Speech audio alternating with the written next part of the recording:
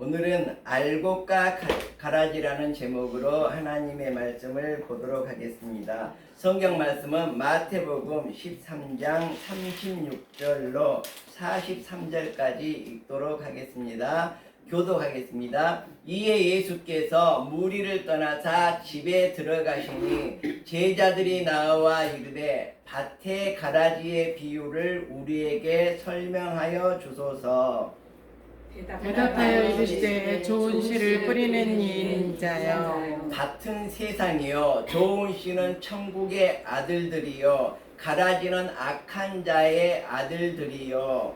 가라지를 뿌린 원수는 마귀요 추수꾼은 세상 끝이요 추수꾼은 천사들이니, 그런즉 가라지를 거두어 불에 사르는 것 같이 세상 끝에도 그러하리라.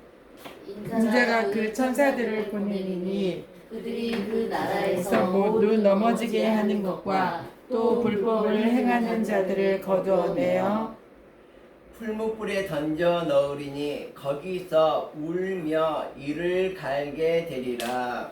그때 의인들은 자기 아버지 나라에서 해와 같이 빛나리라. 귀 있는 자는 들으리라. 아멘. 자, 오늘은 하나님 나라에 대해서 여러분과 함께 묵상을 해보도록 하겠습니다. 이 세상에는 선이 존재하면 악이 존재하고 빛이 있으면 어두움이 있고 참된 것이 있으면 거짓된 것이 있고 진실된 것이 있으면 또 잘못된 것이 이렇게 공존하는 세상인 것 같습니다. 그래서 이 세상은 선과 이선이 항상 공존하면서 우리 앞에 다가오는 것을 우리가 항상 느끼게 됩니다.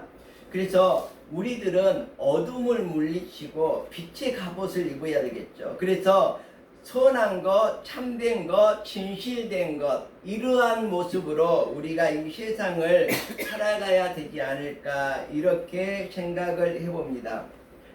자, 그래서 레이건 대통령은 이런 말씀을 했습니다. 한 세기에 한 번 정도는 우리가 자유를 위해서 피를 흘려야 하지만 우리가 민주주의를 지킬 수 있다. 참된 것을 지킬 수 있다. 이렇게 얘기를 했거든요. 그래서 이 세상에 계속해서 선이 있다고 하더라도 반대로 어두움이 존재할 수밖에 없기 때문에 어둠의 세력이 점점 확장되어질 수밖에 없다는 것이죠. 그렇기 때문에 우리가 참된 것을 지키기 위해서는 100년에 한 번씩은 피를 흘리면서 지켜야 한다고 이렇게 얘기를 하고 있습니다. 자, 오늘 하나님의 나라에 대해서 예수님께서는 계속해서 비유로 말씀을 하고 있습니다. 먼저 이 오늘의 말씀이 있기 전에 어떤 비유를 말씀하셨냐 그러면 씨 뿌리는 비유를 말씀했습니다. 이 세상에는 씨앗을 뿌려서 싹이 나서 열매를 맺는 것과 같은 이런 삶을 우리들이 살게 되는데, 씨앗이 땅에 떨어졌을 때의 상황을 예수님께서는 오늘 말씀을 하고 있습니다. 첫 번째는 길가에 떨어진 씨앗이거든요. 길가에 떨어진 씨앗은 떨어지자마자 땅에 들어가지 못하고 날아가는 새들이 주워 먹어버린다고 그랬습니다. 그래서 싹도 틔워보지 못하고 사라져버리는 것, 이것이 바로 길가 같은 땅이라는 것이죠. 그런데 두 번째는 돌짝밭에 떨어진 씨라고 했거든요. 돌짝밭에 떨어지면 돌틈으로 들어가서 싹은 나지만 영양분을 흡수할 수 없어서 말라 삐뚤어져 죽어버리게 되는 거죠. 그리고 세 번째는 가시덤불에 떨어진 씨앗인데 싹을 틔우고 성장을 하려다 보니까 가시덤불에 그 기운이 밀려서 결국은 성장하지 못한다는 것이거든요. 자, 그런데 네 번째로 옥토에 떨어진 씨앗이 있습니다. 옥토에 떨어진 씨앗은 잘 싹을 틔워서 무럭무럭 잘 자랄 수 있다는 것입니다. 자, 그런데 우리가 옥토에 떨어졌다고 하더라도 문제가 있게 되는 것이죠. 오늘 본문의 말씀에서 제가 어둠이 있으면 빛이 있다 그랬는데 빛이 있으면 어둠이 있는 것이죠. 그래서 이 양의 탈을 쓴 어둠이 항상 존재할 수밖에 없다는 것이 바로 예수님께서 우리에게 비유로 말씀해 주신 내용이거든요. 자, 그래서 옥토에는 장애물이 있다는 것입니다. 그래서 우리가 이 세상을 살아갈 때 항상 진짜보다는 가짜가 요란하고 정말로 찬란합니다. 그래서 우리들은 이 가짜에 속아 넘어가는 경우가 상당히 많습니다. 그래서 양의 탈을 쓴 이리에게 꼭 우리가 속아 넘어가는 경우가 굉장히 많음을 이 세상을 살아가면서 깨달을 수가 있습니다. 그래서 우리들은 이제 이 가라지하고 함께 이 세상을 살아가야 되는데 주님께서는 어떻게 얘기합니까? 이 가라지가 훨씬 더 번식력이 크거든요. 저도 농사를 지어봤기 때문에 아는데 이제 저 시골에서는 이 가라지를 피라고 했거든요. 이 피가 벼하고 똑같이 생겼습니다. 똑같이 생겼는데 주인이 보면 금방 핀 줄 알거든요. 그래서 이 벼는 전체적으로 이 이파리가 파랗지만 피는 중간에 하얀 줄기가 따로 있습니다. 근데 생장 능력이 훨씬 뛰어나서 벼보다도 훨씬 잘 크거든요. 그래서 어렸을 때 뽑아내 주지 않으면 이 세력이 점점 벼를 잡아먹게 되죠. 자, 그런데 이제 벼가 어렸을 경우에는 계속해서 이 잡초를 계속해서 뽑아내거든요. 가라지를. 근데 벼가 익어갈 즈음에는 절대 들어가지 않습니다. 왜 그러냐면 이 가라지를 뽑다가 그죠, 여기 알곡도 망쳐버리는 경우가 있고 뭐 뽑다가 또 넘어질 수도 있고 뽑다가 밟힐 수도 있고 그러다 보니까 알곡에게 피해를 준다는 거죠. 그리고 이제 이때가 되면 알곡은 열릴 게 다 준비될 것은 다 준비되어 있습니다. 자, 그렇기 때문에 마지막 때에는 알곡이 익어갈 즈음에는 가라지를 뽑지 않습니다.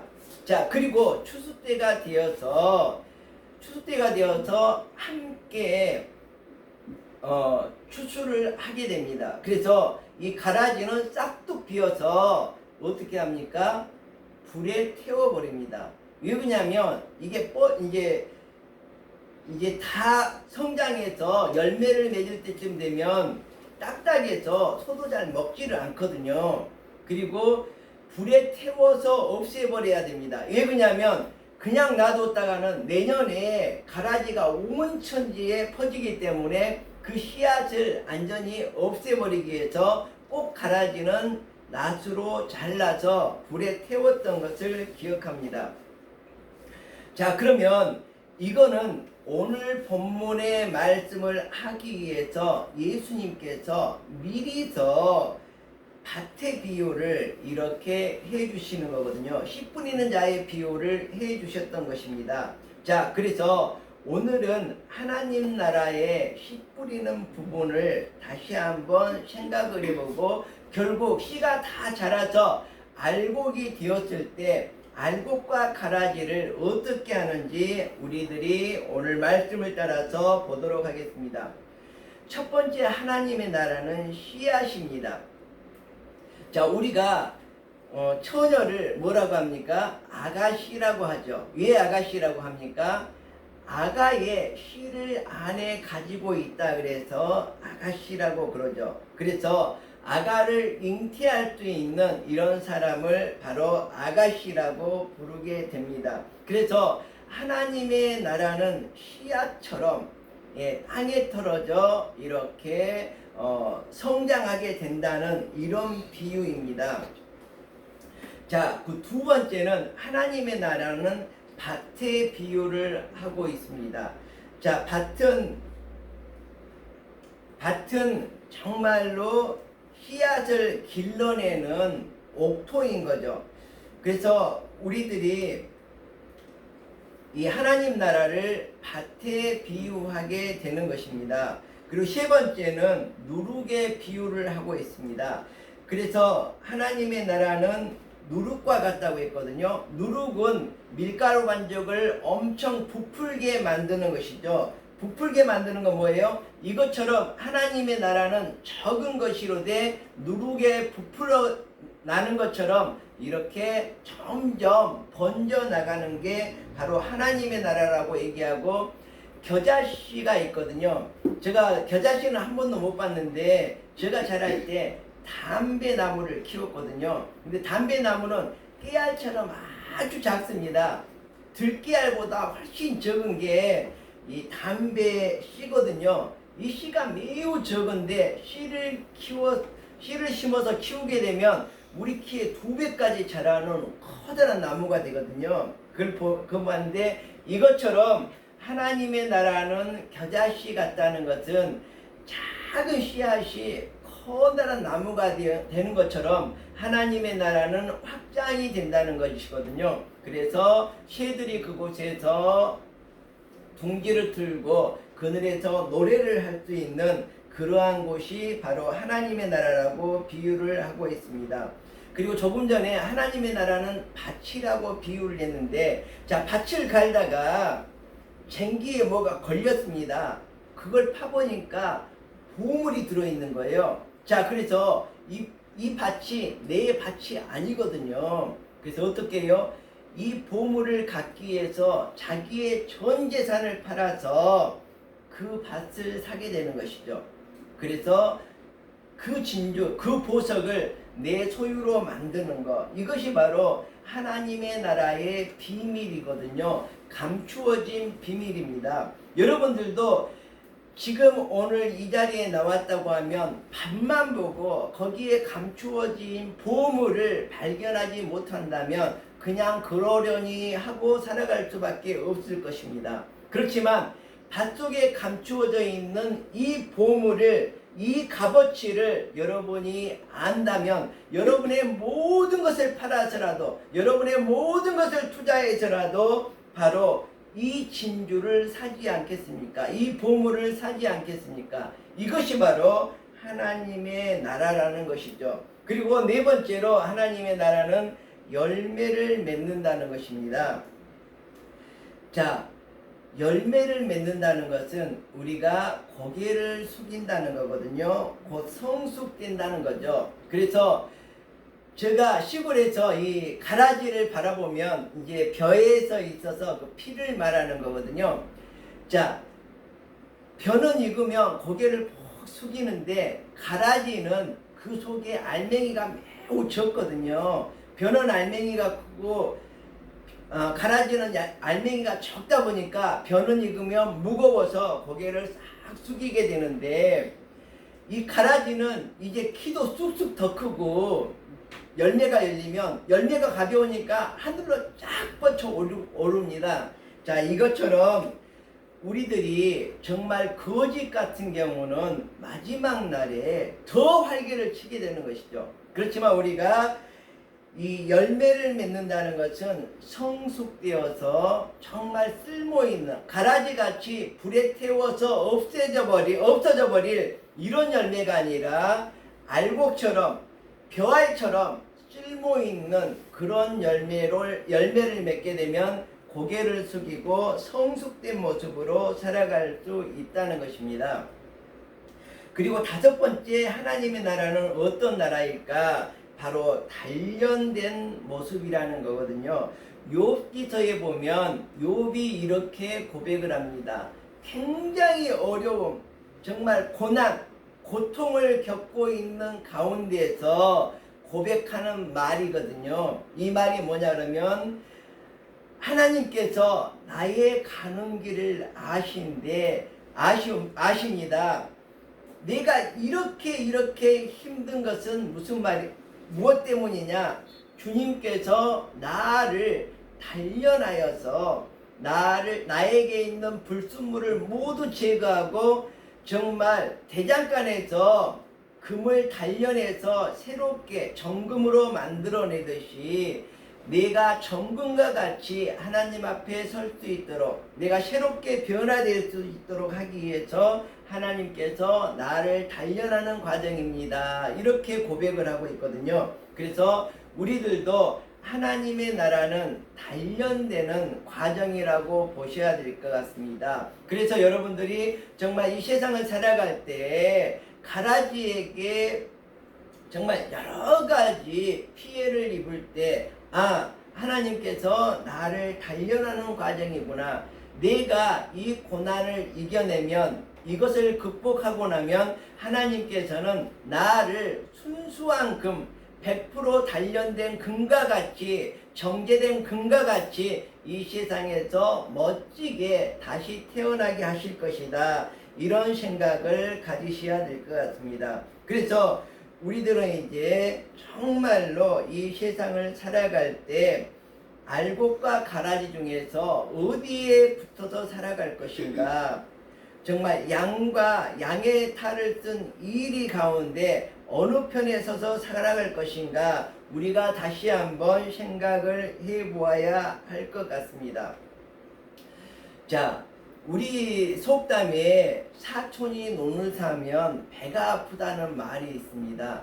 정말 우리 민족은 한이 많은 민족이고, 어떻게 하면 정말로 정말 다른 사람의 잘 되는 꼴을 못 보는 그러한 나라인 것 같습니다. 그러다 보니까 정치권도 정말로 상대방이 잘 되는 꼬라지를 못 보는 나라가 아닌가, 이렇게 생각을 합니다.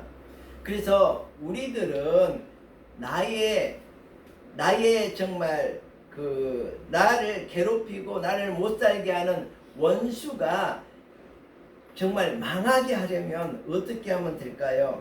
그냥 그 사람에게 잘해주면 되거든요. 잘해주면 어떻게 됩니까? 그 사람에게 맨날 돈도 빌려주고 그냥 받지도 않고, 자, 이렇게 하다 보면 어떻게 합니까?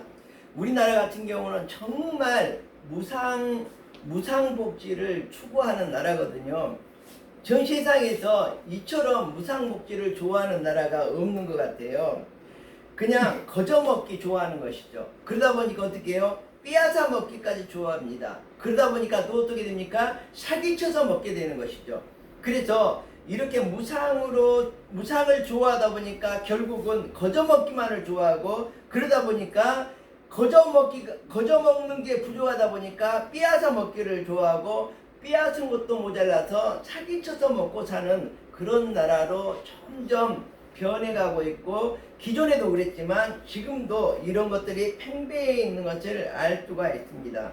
그래서 우리가 정말 미운 사람이 있다, 그 사람이 망했으면 좋겠다, 그러면 그 방법을 알려드리도록 하겠습니다. 맨날 그냥 돈을 주세요, 용돈을 주세요, 돈을 빌려주세요. 그러면 그 사람은 망하게 되어 있습니다. 왜 그렇습니까? 우리가 아이에게 사탕을 매일매일 주고, 지금 주고 또 주고 또 주고 그러다 보면 사탕 먹고 이가 다 썩어버리듯이, 우리들이 그 사람을 잘해주면은 그 사람은 그냥 놀고 먹다가 망할 수밖에 없습니다. 그래서 여러분들이 좋아하는 사람이 있으면 그 사람은 채찍과 단련을 하시기를 바라고, 미운 사람이 있으면 마음껏 무상복지하듯이 돈도 주고 사탕도 주고 맛있는 것도 많이 주시면 그 사람이 스스로 타락해서 놀고 먹다가 망할 수밖에 없다는 것입니다. 자, 그래서 다시 말씀을 정리하겠습니다. 이 세상에는 항상 알곡과 가라지가 존재합니다. 어떤 연구 결과에 보니까 무인도에다가, 그죠, 한쪽 무인도에는 아주 착한 사람만 몽땅 갖다 데려다 놓고, 한쪽에는 흉악한 강도짓 뭐한 사람 갖다 놓으면 어떻게 되겠습니까? 그쵸, 100년이 지나고 200년이 지나고 300년이 지나면 어떻게 되겠어요? 착한 사람만 있는 곳은 아주 착하게 활짝 웃으면서 꽃과 같이 살아가고 있겠죠. 꽃과 나비처럼 살아가고 있겠죠. 그 다음에 흉악한 강도만 모아놨던 그 무인도에는 칼싸움하고 그쵸, 때려 죽이고 패고 해가지고 한 명도 안 남고 다 죽어버리고 없겠죠. 안 그렇습니다. 절대로 그렇지 않습니다. 100년이 지나고 200년이 지나고 300년이 지나면 선한 사람만 살았던 그 섬이나 악하고 강도 살인 그 흡혈귀 같은 이런 사람만 갖다 모아놨던 이 섬, 두 섬이 똑같다는 거거든요. 이 착한 사람만 살았던 이 섬도 악한 사람, 선한 사람이 딱 절반으로 나눠져서 대치를 하고 있고, 알곡과 가라지가 대치를 하는 거죠. 그 다음에 악한 사람만 갖다 놨던 이 무인도에도 100년, 200년이 지나고 나면 악한 사람, 선한 사람이 딱 절반씩 나눠져서 살고 있는 것을 볼 수가 있습니다. 그래서 우리들이 이것이 바로 확률이고 이것이 바로 하나님께서 허락하신 세상을 살아가는 법칙이 아닌가 이렇게 생각을 합니다.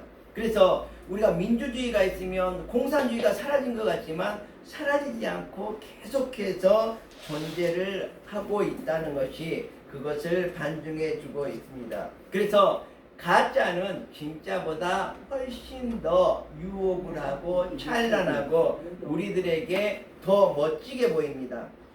이런데 속지 말고 정말 우리들은 이 세상을 살아가면서 알곡이 되시기를 바라고, 그것은 곧 선과 악 중에서 선을 택하고 참과 거짓 중에서 참을 택하고 진실과 잘못된 것 중에서 진실을 택할 수 있는 여러분이 되시기를 축원드립니다. 다 함께 기도하겠습니다. 하나님, 이 시간 우리들이 알곡과 가라지에 대해서 살펴보았습니다. 우리가 정말 이 세상을 살아갈 때에 옥토에 뿌려진 씨앗이 되는 것도 좋지만 옥토에 떨어졌다고 하더라도 우리들이 가라지와 양의 탈을 쓴 이리와 함께 살아갈 수밖에 없음을 기억합니다. 우리와 함께 해주시고 우리를 도와주시고 우리가 용기를 내어서 이 세상을 승리하면서 살아갈 수 있도록 인도해 주시옵소서. 이 시간 하나님께 감사를 드리며 모든 영광을 하나님께 올려드리기를 원하오며 예수님의 이름으로 기도합니다. 아멘.